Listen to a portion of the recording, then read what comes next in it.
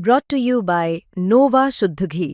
जब जब खाए दिल खुश हो जाए, सदियों का नोवा शुद्ध देसी घी, सपना स्वस्थ भारत का। I love घी घी घी घी घी घी।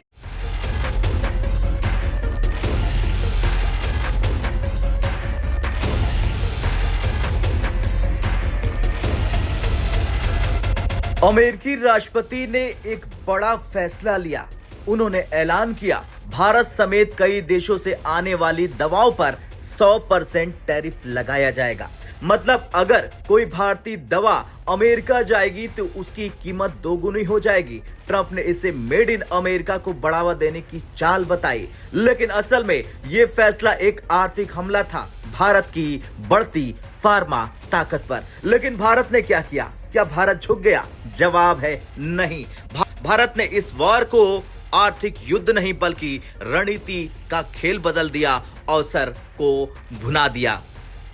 भारत सरकार और फार्मा इंडस्ट्री ने तुरंत 4 दिशा में काम शुरू किया। पहला, नए बाजार में पहुंच बढ़ाना। दूसरा, देश के अंदर उत्पादन को बढ़ावा देना। तीसरा, सप्लाई चेन को मजबूत करना। और चौथा, ग्लोबल पार्टनरशिप को मजबूत करना। भारत ने अपनी सप्लाई लाइन को घुमा दिया। जो जहाज पहले अमेरिका जाते थे, वही जहाज अब यूरोप, अफ्रीका, लैटिन अमेरिका और रूस की ओर निकल पड़े हैं। भारतीय कंपनियां जैसे सन फार्मा, डॉक्टर रेड्डीज, सिप्ला और लुपिन अब सीधे अफ्रीका, रूस और साउथ अमेरिका में दवाओं की सप्लाई करने उतर चुकी हैं। यानी अमेरिका की बंद दीवार के सामने भारत ने नए दरवाजे खोल दिए हैं। जब अमेरिका ने भारत पर टैरिफ लगाया, चाल चली तो बाकी दुनिया ने भारत को गले लगा दिया। सबसे पहले भारत के यार रूस और फिर यूरोप और अब अफ्रीका ने भारत के साथ नई डील साइन कर दी। फ्रांस, जर्मनी, ब्राजील, मिस्र और इंडोनेशिया ने तो यहां तक कह दिया अगर दवा चाहिए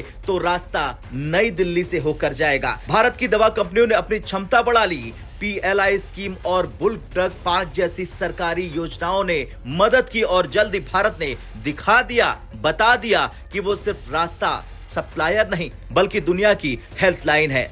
अब अमेरिका में हड़कंप मच गया। अमेरिका ने सोचा था कि भारत झुक जाएगा, पर हुआ इसका उल्टा। अब अमेरिका के अस्पतालों में जेनरिक दवाओं की कमी दिखने लगी है। जो दवा पहले भारत से $10 में आती थी, वही दवा $200 में मिल रही। मरीजों का इंश्योरेंस प्रीमियम बढ़ चुका है। हेल्थ केयर सेक्टर में अफरा तफरी मच गई है। अमेरिकी मीडिया हेडलाइन बनाने उतर चुकी है।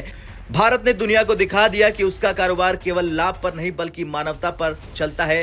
भारत ने यह सुनिश्चित किया कि जीवन रक्षक दवाएं अफ्रीका, एशिया और छोटे देशों तक बिना रुकावट की पहुंच सकती हैं। यानी भारत ने कारोबार में रणनीति रखी लेकिन दिल में इंसानियत, और यही भारत की असली पहचान बनी। Make in India, heal the world. अब अमेरिका को समझ में आ गया कि भारत के साथ ट्रेड वॉर चीन के साथ खेली गई सस्ती बाजी नहीं है। भारत सिर्फ बाजार नहीं, इलाज का स्रोत है। अगर भारत से सप्लाई आधी भी घट गई तो अमेरिका के अस्पतालों में जेनरिक दवाओं का स्टॉक खत्म हो जाएगा। भारत ने ये संकट अवसर में बदल दिया। आत्मनिर्भर फार्मा मिशन 2030 के तहत अब भारत का लक्ष्य 2030 तक 100% APLS देश में ही बनाना। हिमाचल, गुजरात, तेलंगाना, उत्तराखंड में नए फार्मा हब बन रहे। सन फार्मा दुबई में नया API प्लांट बना रही। डॉक्टर रेड्डीज रूस में प्रोडक्शन यूनिट खोल रही। सिप्ला दक्षिण अफ्रीका में 40 नई दवाओं का प्रोजेक्ट शुरू कर चुकी है।